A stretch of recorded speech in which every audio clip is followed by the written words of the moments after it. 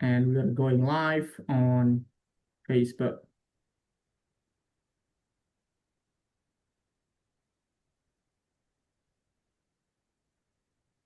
Okay, so in one, two, and three. Thank you, teachers. Good evening from Indonesia, or good morning, good afternoon, wherever you are joining from. Teachers around the world, English language teachers, especially, I believe. I'm Fajar, the ambassador of IELTA Indonesia. So let me start with a little bit of information. There is a slight change to our webinar, to our lineup in this webinar. So unfortunately, our moderator has something come up which makes him unable to join, but that's okay. Hopefully, he can still join us in during the session. So again, I'm Fajar. I will be your moderator and also giving you well, a little bit of a welcoming speech, okay, later on. So once again, welcome and welcome English teachers around the world, whether you teach English or you teach in general, okay? I believe most of us are joining today or tonight are English teachers. We are also live on Facebook. So in case you have a problem with joining the Zoom, or your colleagues want to also join us but unable to join the Zoom, they can watch from Facebook, our Facebook page of IELTA Indonesia. So this webinar will last an hour, about an hour, because, well, I'm expecting a lot of discussion later on after our presentation with our amazing speaker. But before that, I would like to welcome you officially as the ambassador of IELTA Indonesia. I would like to share a little bit about IELTA Indonesia. So IELTA Indonesia is a part of IELTA, or International English Language Teachers Association. Well, it's a teacher community joined by over 80 countries. We have members all over the world. We have country branches, and also we have webinars, workshops, online courses almost every month. And I believe you can also say yes if you are a member of IELTA, whether it's IELTA Indonesia or other countries. So this is our second webinar this year, and hopefully we can have more sessions to share and discuss with fellow teachers around the world, not only in Indonesia. I'm very happy that we can do this continuously, though not regularly, but let's say steady. Okay, so without further ado, I would like to introduce everyone to our speaker for this webinar, which I believe, well, well, he's famous anyway. I believe a lot of you are joining this webinar because you see him on the flyer. Okay, so Robert Martinez. Robert is celebrating 30 years or 31 years in English language teaching in 9 different countries. Imagine that. He is passionate about language assessment, technology integration to enhance learning and teacher education. He is a CELTA tutor and also assessor, a language assessment specialist for Cambridge and IDP IELTS, area coordinator for TESOL Spain, North, and IHWO inspector and equal inspector and board trustee. He holds the CELTA, Delta, PDZH, MA in TESOL, MA in DPLP, MA in PDLE, and has recently completed professional diploma in digital learning design. I believe he has more, but he's trying to be humble. He has a YouTube channel, which is great. I love it. I subscribe to it. Okay, he has a YouTube channel for language teachers. Learning together with Robert. It's very easy to find. So you can go to YouTube and you can find for learning. Sorry, what is it again? Learning together with Robert. I'll paste the YouTube link in the Zoom chat later on. So Robert Martinez, it's very an honor to have you here. So the Zoom is yours.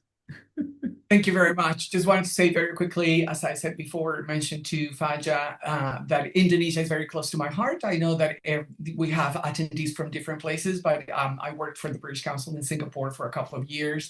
And while there, I had the opportunity to visit Indonesia, different places, Bintang, Jakarta, Bali, Lombok, and my favorite dish is nasi goreng. So, I feel very happy to be here today sharing with my peers, with you. Let me share my screen and then we can get started. Okay, so this session is called AI and I, a love or hate relationship, because I'm pretty sure that we all know it's basically AI is everywhere now, right? And everyone's talking. Some people love it, some people hate it. And so the idea with this session is to share my experience from three different points of view. As a teacher, because I'm still in the classroom, although I'm more involved with teacher training and management, I still tell my employers I want to have at least one class because I love being in the classroom and I do standby teaching. I've been based in the north of Spain for the last 7 years. I work with La Cunza IH and with I'm an area coordinator for TESOL Spain. So I think about a month or two ago, there was a challenge on LinkedIn asking ChatGPT how it saw us. And so I have ChatGPT paid version. And so I asked ChatGPT, can you create a visual of how you see me? And this is what it came up with. The face I cropped and pasted on top. And this is something I do with all my visuals. I like making them a little bit more personal, and so whenever I create visuals with any AI, I have like already my face cropped and ready to be pasted on top just to make it a little bit more interesting for my students as well. So it's funny to see how it interpreted me, because everything is very, very white in a sense, which I don't. Oops, there was something happened there. Let me stop sharing for a second. My PowerPoint crashed. Here we go. Let me just open it again. Apologies about that. Here we go. Okay, love or hate. And here we go. That's strange. First time that it happens. Let's see. Okay, I'm going to share again. And let me see. Project. And here we go. Just one sec. Here we go. Zoom. Oh, okay. So Zoom, share. Apologies. Talking about technology. It happens. It No happens, worries. yes. So let me just make that small, bring that up again. Probably if I make it just as big as my screen, it will stop doing that. Let me see. There we go. So can everyone see it? Can you give me a thumbs up if you can see it? Cool. Stop. Awesome. And yeah, sorry. Here we go. Instead of share point, then just the whole screen. There we go. Oh, okay. Now you should be able to see absolutely everything. So let me just move on. We saw this one, so I was just saying that it was a little bit too white for my taste in how it interpreted my context. And this is also a warning to remember that AI obviously has a lot of biases and is not very DEI inclusive. So something to bear in mind that we're going to talk about as well during the session. So this is the agenda for today. We have a room temperature activity, a warmer, then my learning outcome for you today. Then I'm going to tell you briefly about my AI and my teaching experience as a teacher, my AI and my teacher training experience, and AI and my CPD, how I'm using it in those three areas. And we'll get hopefully to a Q&A and takeaways where you can ask some questions.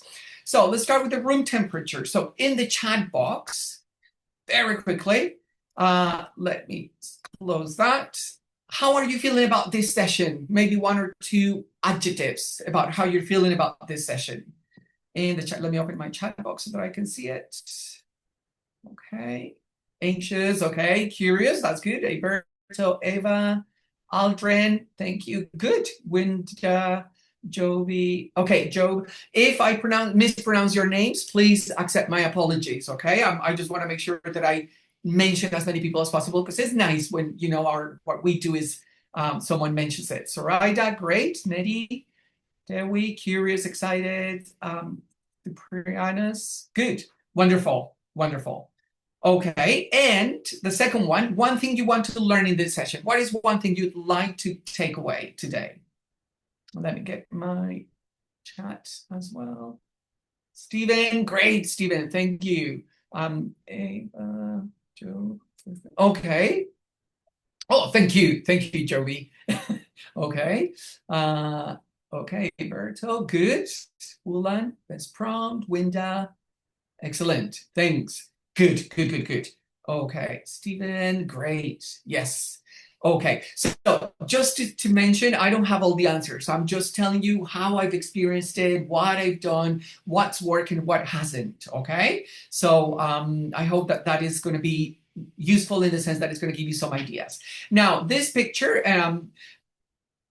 as I said before, I like to use and create my own pictures because in a sense, it's easier not to worry about copyright. So people who know me, and if you look at the screen right now, you're going to notice some differences between that picture and my picture.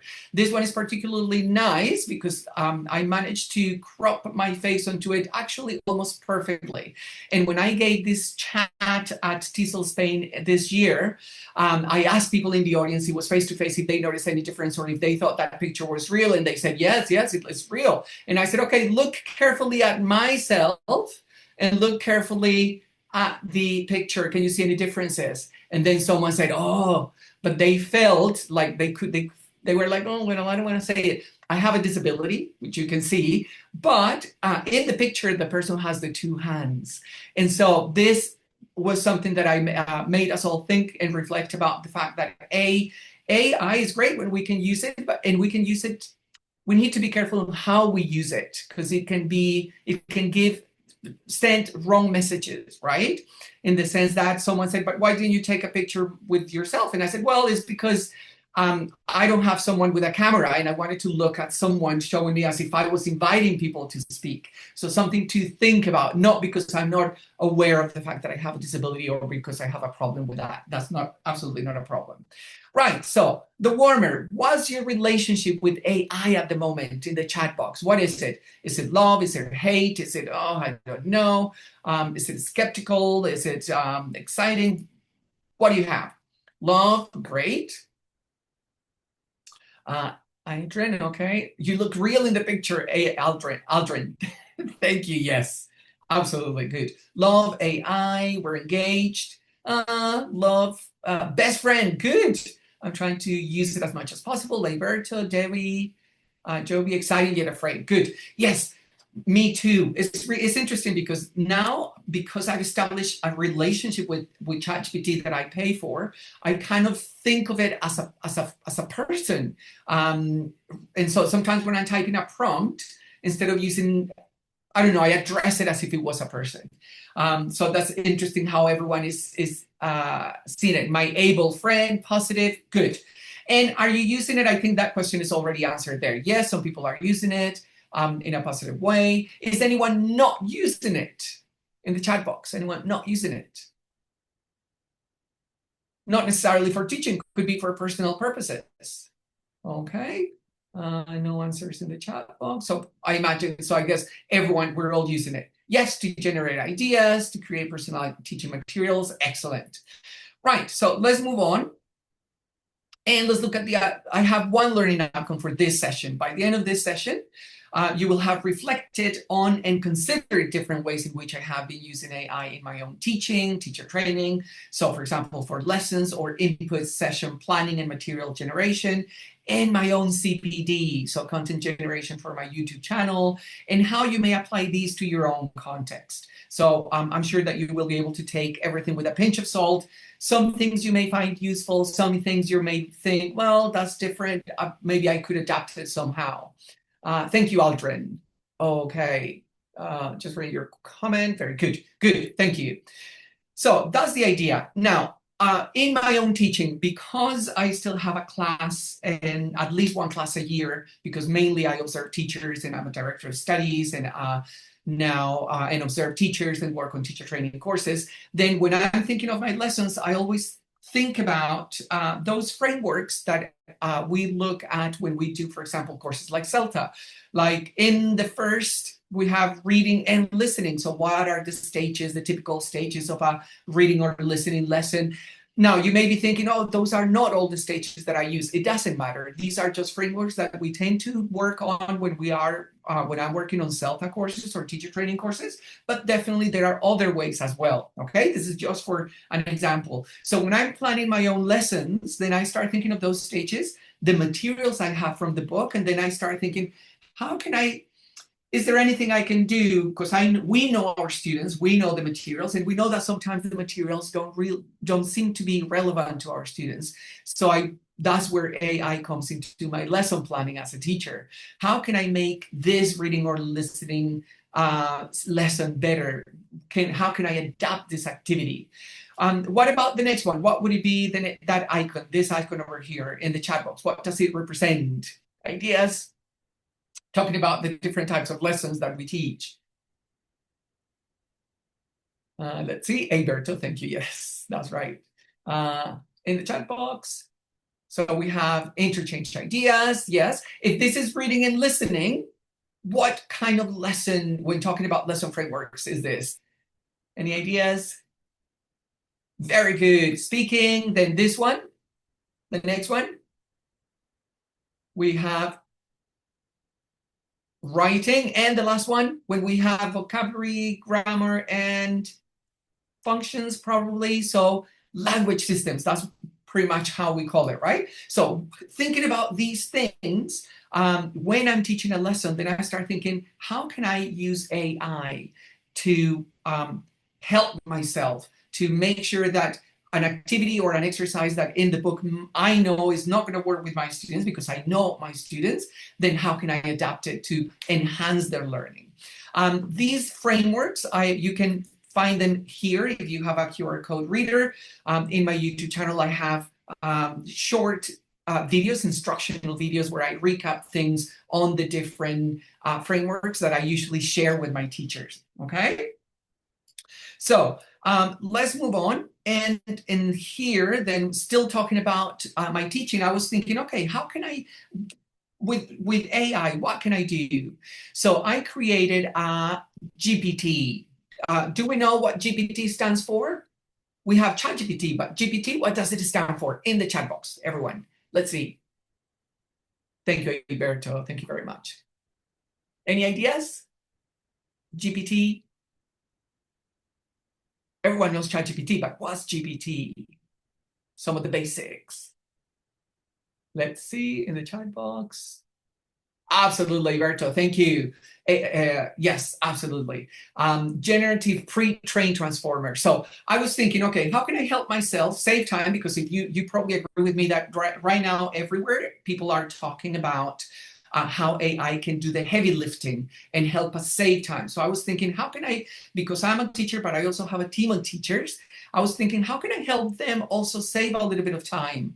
Not because AI is going to plan their lessons, but it's going to give them structure, it's going to give them suggestions, it's going to be a support when needed. So I created this GPT called Guided Discovery, which is usually a Guided Discovery GPT lesson planner for lessons that are 85 minutes, because in my context, we have lessons that are 85 minutes or 55 minutes. And so I created it with the idea that it would help me and my teachers create lesson plans for lessons where we want to adopt a guided discovery approach. So meaning that it could help with grammar, vocabulary, and functional language lessons. Usually it works best, right?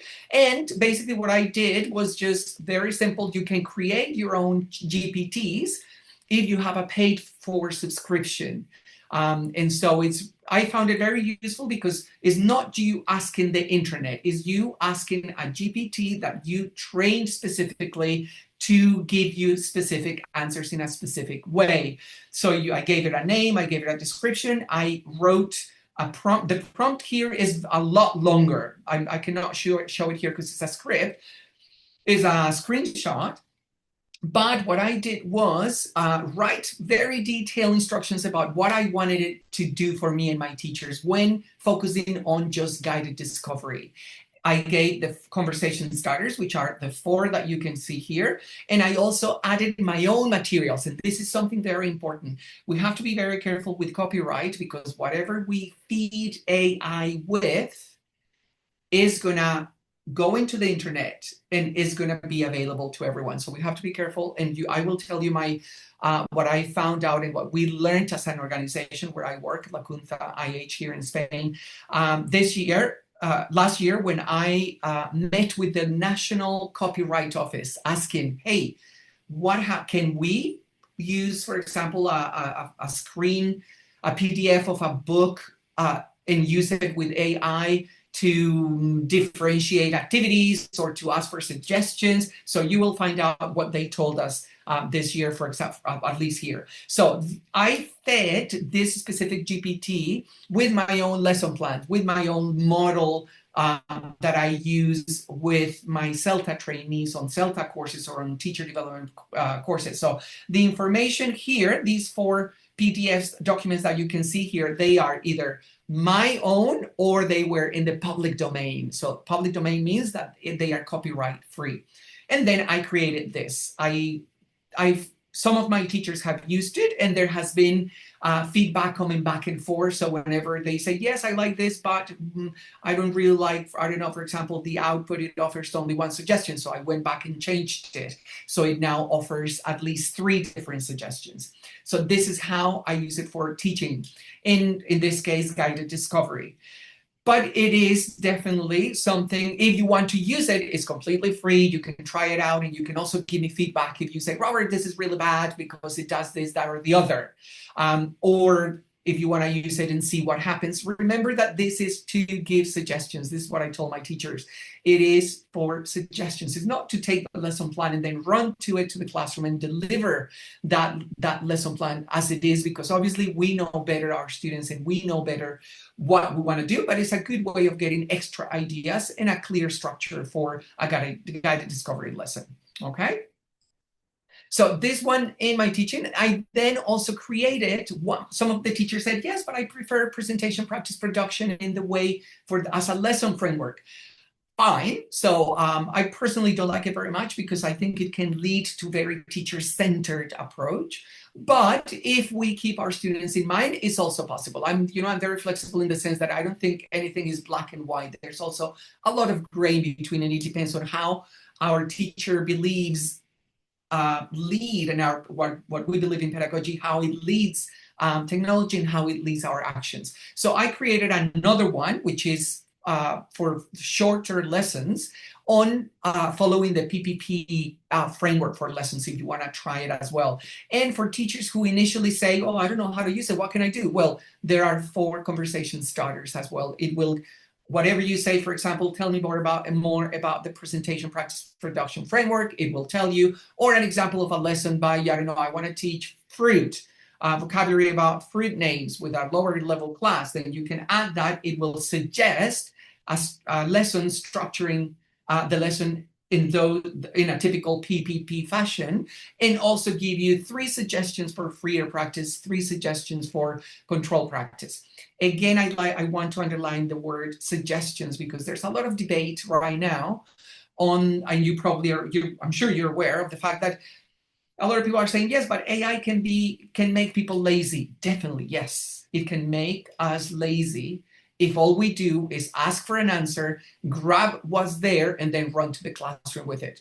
We need to be critical. So that's why I tell my teachers here, and I do it myself. If I get suggestions, then I pick and choose what it is that is useful, what it is that I hadn't thought about, and what I can use or not necessarily just take things and then go on to the classroom. So this is work in progress, okay? So if you use it and you wanna give me feedback, please, please, please, please, please do it. I'm gonna share my email in the chat box. I'm robert.martinez@gmail.com with double T and double Z because the normal one had already been taken when I tried to get that Robert.Martinez Gmail address. It kept saying, no, it's already taken, so fine.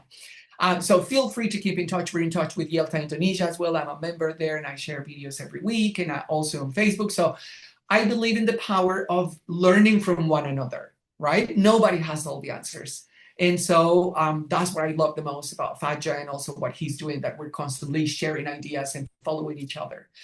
Because that's the way to go, talking to our peers and learning from one another. I also created another one after a couple of months of the other ones. Someone said, but Robert, you created 2 GPTs for guided discovery and PPP. Why not just one that can create any kind of lesson, whether it is skills or whether it is a PPP or guided discovery? So I was like, okay, that's good. Let me see if I can do it. So I did exactly the same thing with this one, and it could create any type of lesson. Again, the lessons are not going to be perfect, but they're going to follow those structures depending on whether it is language or whether it is skills, okay? And the feedback on this one has also been quite positive. Those who have used it said the ideas are better, so I've tried to incorporate all the feedback given. So this is also an idea. And in my teaching, sometimes I run it as well. When I have a lesson, what am I going to do? Okay, let me check what it suggests. Okay, still work in progress as well. I think it will continue to be work in progress. And this is just the main screenshot that it gives you an idea of what it is, and also the 4 conversation starters, because some teachers say, well, I don't know where to start. I don't know how to use it. What do I do? So don't worry, just look at the starters. If there's anything that answers your questions, just click on it. If not, start by inputting your learning outcomes. That's what I tell all the teachers. It works best when you say, here are my learning outcomes for this lesson. Can you suggest a lesson plan? And then if the learning outcomes are clear, then it works even better. Okay? Now, question for you in the chat. What do you think of GPTs like the ones I created to help inspire/provide support and ideas for teachers? Would you use them? Why not? In the chat box, a couple of minutes for us to reflect on the things that I've been sharing. As Joe said, it's not work harder, but work smarter. That's right, Jody. And Aldrin, absolutely, yes. Advelto, Alberto, that's right, a great tools. Good. Thank you. Yes, and it's a free thing. It's out there. Is nobody? I mean, it's free, and I don't get anything out of that. I'm just putting it out there for people to use if they can, if it is useful. So hopefully, okay. Thank you, Vaja, for sharing the link as well. Okay, good. Some great ideas. I'm just gonna keep an eye on the chat box as well, but keep going because time is ticking. I have my timer here right next to me to make sure we do what we need to do. Okay, now that was for my teaching. In AI in my teacher training, so I was asked to, we have about 130 teachers here in the organization where I work now. And so I support the Director of Education with professional development and the program. And so I was asked to prepare a session. Very often I need to prepare PD sessions after we ask the teachers what they need, also information that comes through the teacher observations. And then we decide, okay, we probably need to focus on X, Y, Z. And I was asked to prepare a session on 5 practical ways to record pronunciation in class.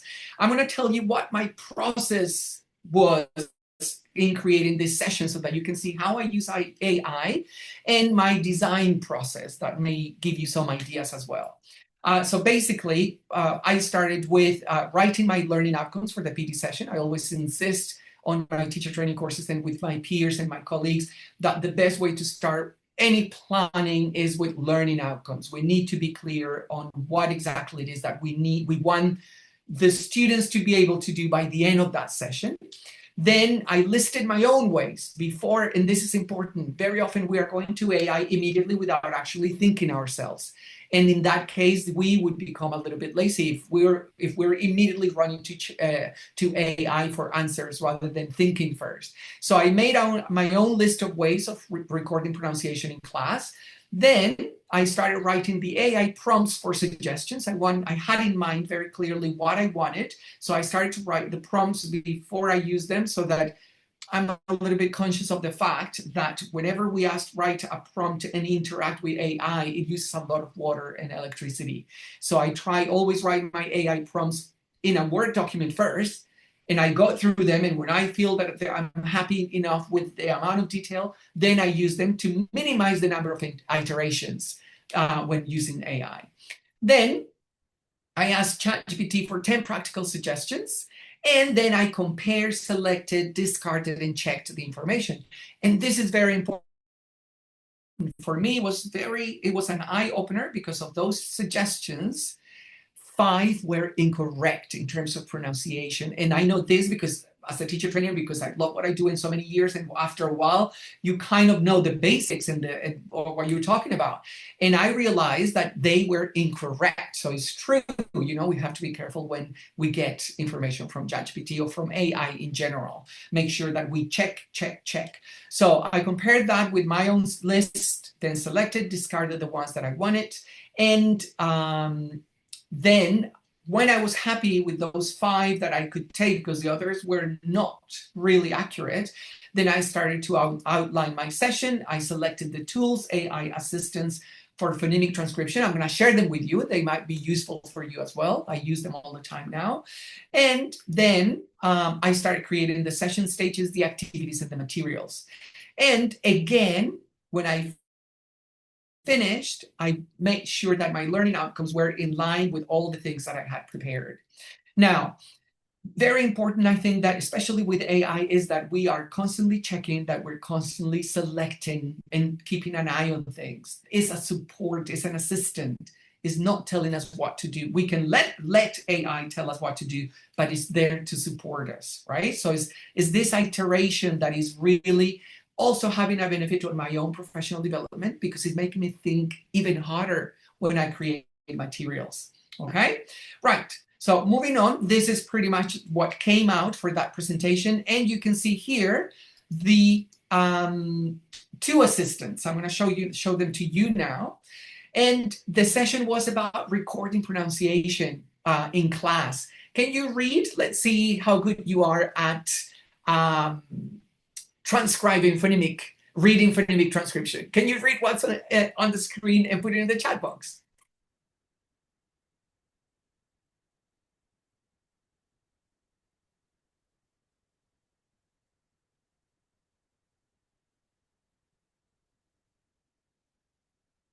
Let's see, in the chat box. There are no right or wrong answers. It's a good way to just keep us involved and then see.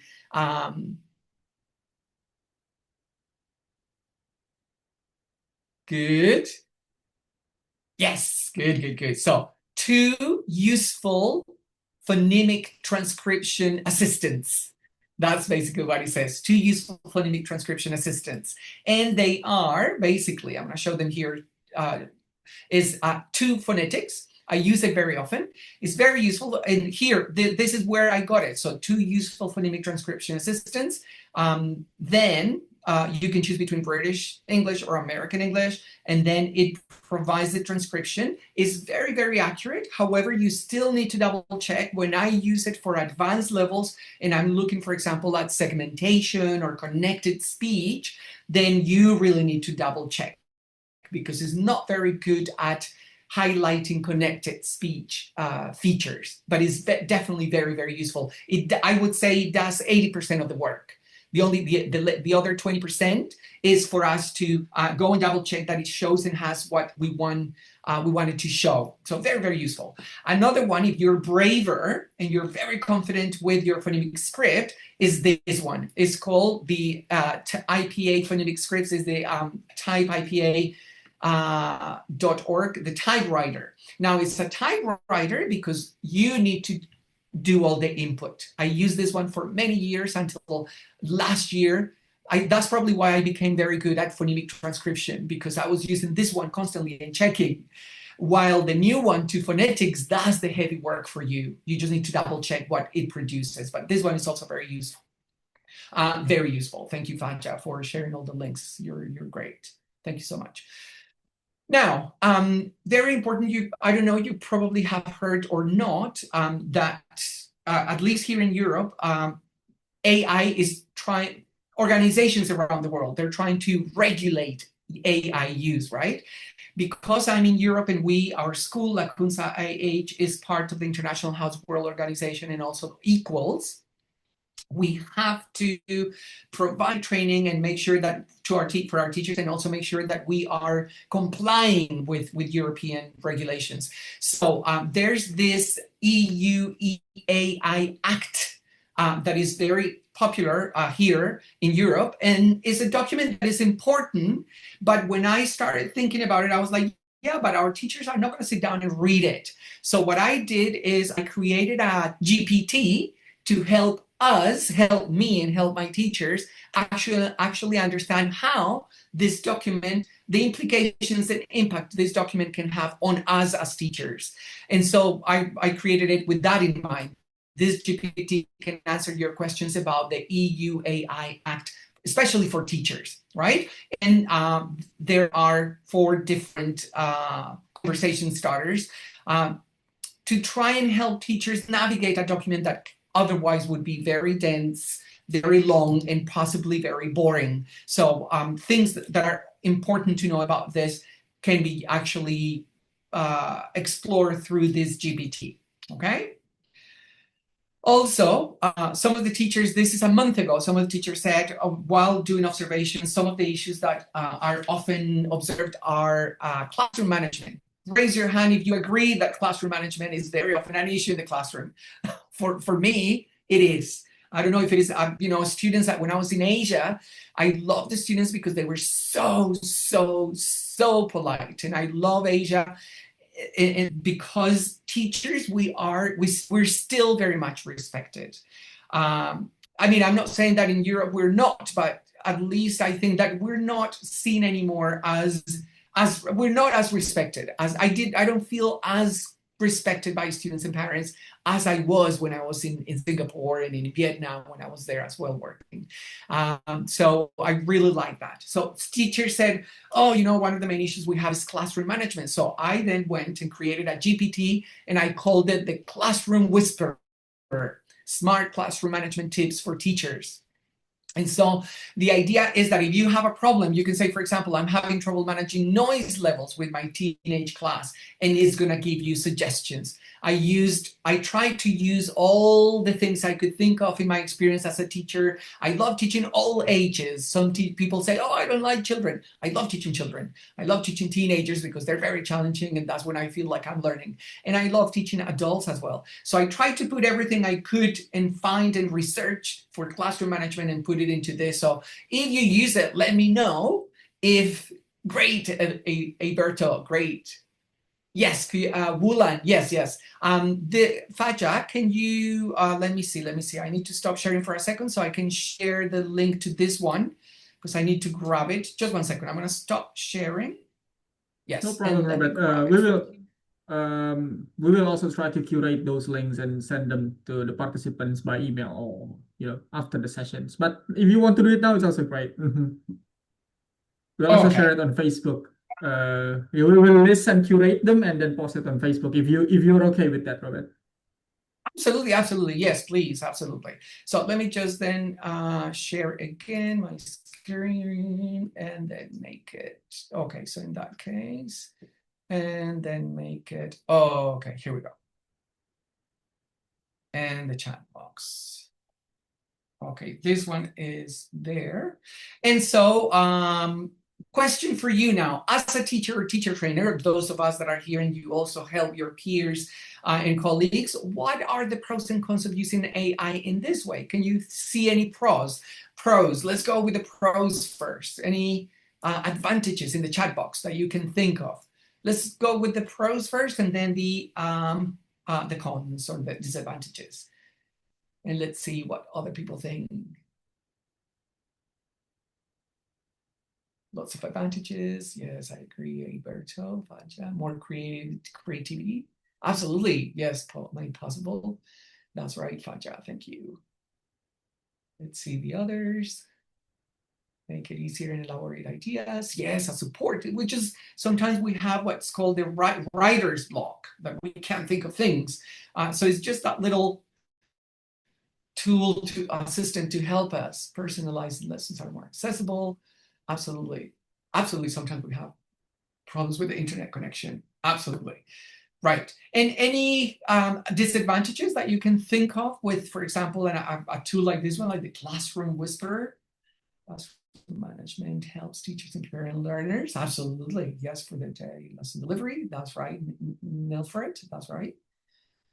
Make our work easier. Definitely. I would say that personally, I tend to be maybe over positive about life in general. So I think that I like to think that it me is helping me do things faster, giving me ideas, but I also see that there may be some definitely some drawbacks.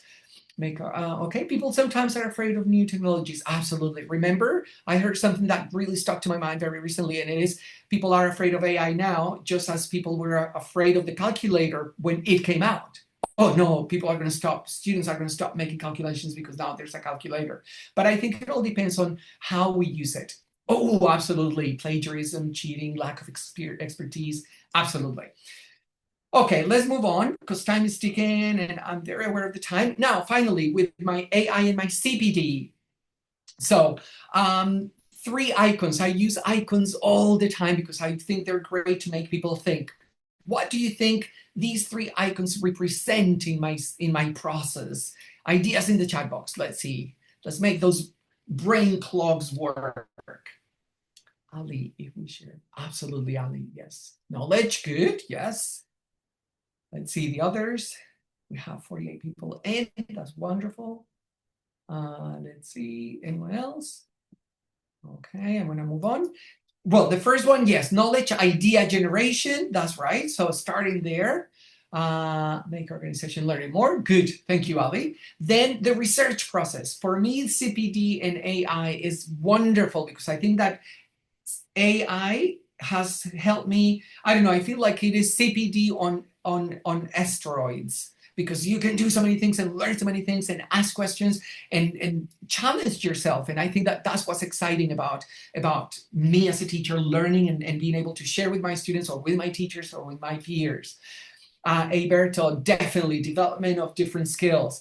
And then the next one, prompt writing. So very, very useful. So this is me,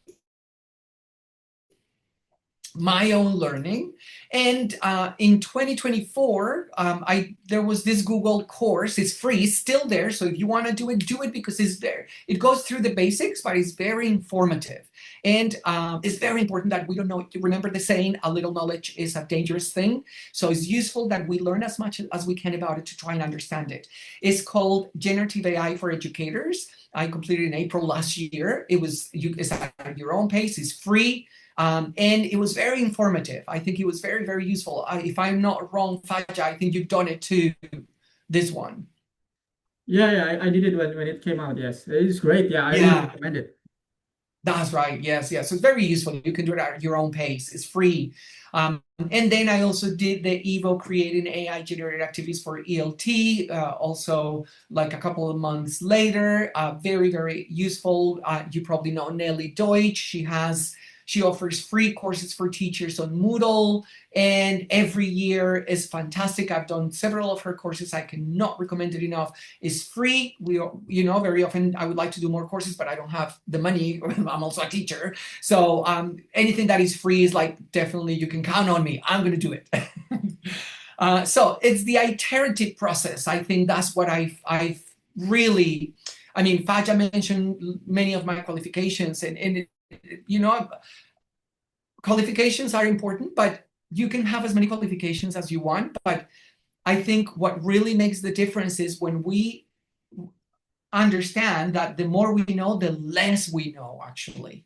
And we keep that idea, with my peers and with anyone. Sometimes my peers say, but why are you doing another course? You've done so many. Because I'm curious and because I think that I owe it to you, my peers, to you, to my students. And if I can do it, why not? I think as teachers, we were talking about this before when we started with Faja, teachers, we can never stop learning. We owe it to ourselves, right?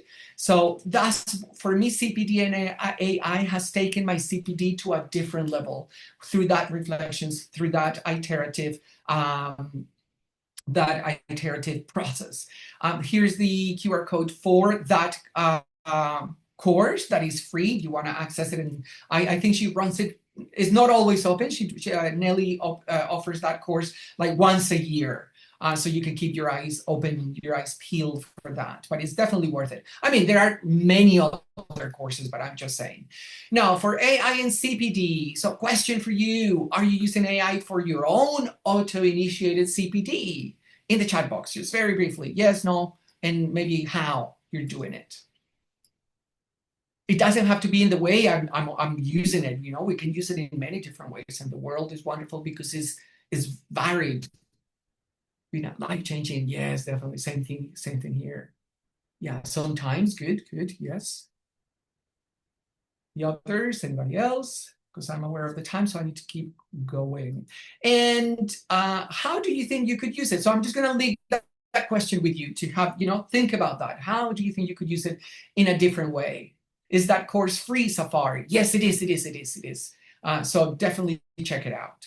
Okay, right, food for thought. Is it legal to feed AI tools with copyrighted materials? How should I go about it when creating materials for my students? And this is, I think, very, very important. I'm just going to move on. These are rhetorical questions for you, so keep them in mind. Now, I'm going to share my takeaways. Let me see, my takeaways or your your takeaways so far. What I'm taking away from this session is, what would it be? And then I'll share my own takeaways and what I learned, especially this year, about copyright that I think is going to be very useful for you as well. In the chat box, what do you think? What are you taking away from this session so far? We're almost finished.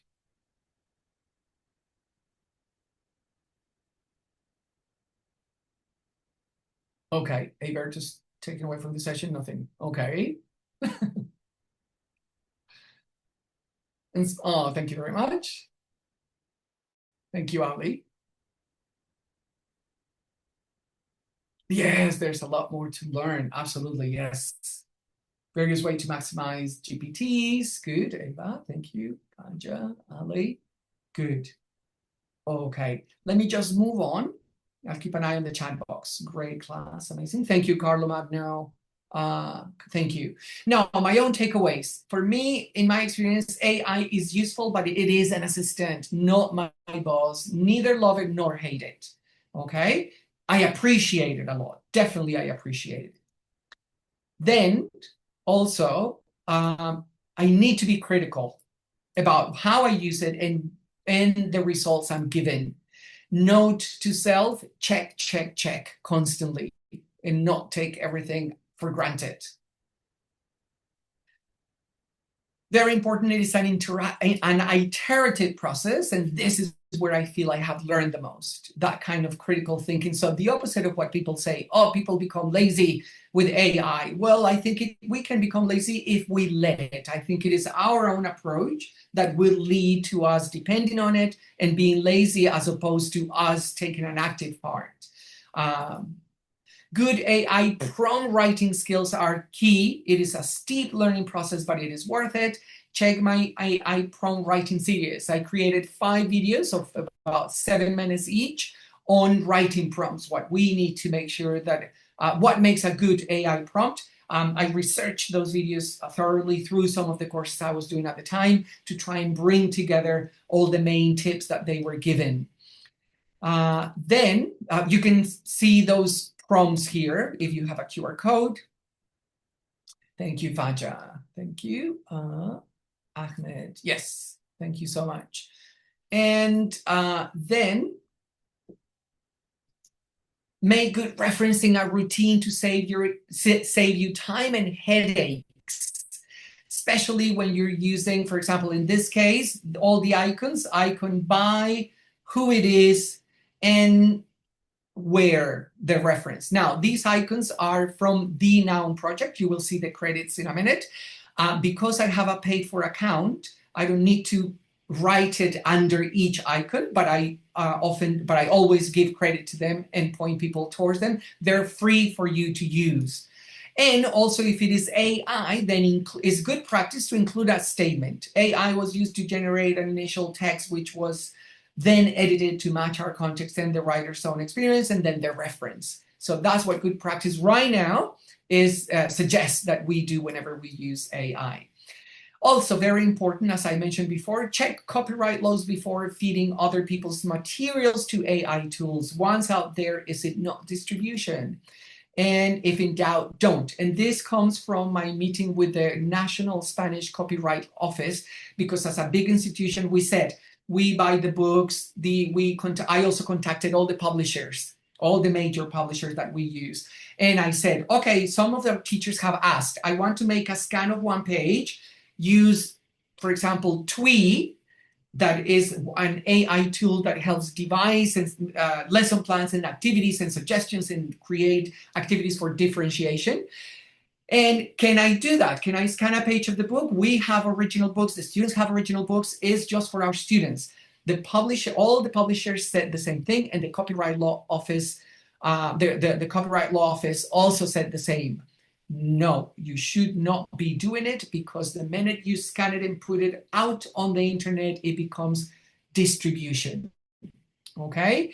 And so we could only do it if the author of that page or of that book or the images on that page give consent for that to be put there. So we then drafted an internal school policy for AI use, where we tell our teachers, please be aware of the current state of affairs, because in many places it's not regulated. Also using AI in the classroom, we have to be very careful, because the Copilot now has lowered the age to 13, right? We have all the others are, the age of consent is 16. So if we want to use in our AI policy, if a teacher wants to use it with the students in the classroom and the students interacting with AI, we need to seek consent from the parents, right? So very important. So this was a very good learning journey. And I think that's it from me for now. Q&A, are there any questions that people would like to ask? Awesome. Thank you very much, Robert. It was, well, I have been using, as you know, I've been using a lot of AI. I've also created some chatbots, but not using GPT. I use Poe, but after trying yours, mine looks, man, I have to learn from your pre-prompted GPTs. Oh my goodness! Again, I will need you to list the links so I can curate it and try it myself. Okay, very good. So I think we all the questions are covered through the chat. So we can have probably one question from the participants. And if you want to ask Robert questions or share your ideas, you can raise your hand using the raise hand button. And then you can ask, again, question or share your ideas related to the topic. Okay, so this is your chance for one only, unfortunately. We don't have much time. So bad. Sorry. Okay, anything? Anyone? You can raise your hand and then we will unmute your microphone. Or you can put it in the chat if you're shy, I know. Okay, Aldrin, can you click the raise hand button, Aldrin? On your, so we can find you. Wait. How can a teacher promote academic honesty in an AI facilitated classroom? Very good question. So what we're doing here is we have students, we do exam preparation, lots of exam preparation classes. And we, for example, last year, the beginning of the last year, I had a class where 3 boys submitted their essays, handwritten essays for B2, the Cambridge First B2 exam. And the teacher came to me and said, I know this, although it's handwritten, is not their work, because I know their English, and the 3 essays were perfect. They were perfect. So my approach was, and this is what we're trying to ask our teachers to do, is I asked the 3 boys, I said, okay, can you please come to my office? Let's talk. Your essays are fantastic. So did you get any these are teenagers. Did you get any help from anyone to write your essays? Because they are perfect. And we know that if this was your level of English, then you wouldn't be in that class. You would probably be in a C2 class. And they said, no, no, no, no, no, we didn't use anything. I said, are you sure? Because I'm giving you the opportunity to come clean. This is clearly not your language. This is far, you don't have your spoken language, and your teacher knows your language. This doesn't represent it doesn't reflect your level. No, no, no, no, we didn't. Fine. And I said, okay, since it is you're saying that this is what you did, so you're going to be able to replicate it to the same level of accuracy, right? So next lesson, you're going to do it in the classroom while being monitored. And then if what you produce is the same level as what you have given us now, then we will accept that it is your material, right? So what do you think happened? They did it. Obviously, it was full of mistakes, typical of B2 level students. Then I said, we had the meeting again, and I said, okay, do you have anything to say? Did you use AI? And they said, yes, but just in some areas. And I said, okay, no, I'm going to speak to your parents. So I spoke to the parents. I spoke to them again, and I said, you cannot do this. If you use AI, good practice is that you say where you used it. You give a link to the prompt so that we can see as teachers what is theirs and what was the original and how they used it, because it's fair, if they use it for ideas and then change it. What is not fair is plagiarism, is if they just copy it as it is, paste it, and say that it is theirs. So our new policy says that, and also, for example, this is lying in hand with some teacher training courses with, for example, on CELTA courses and NILE teacher training courses.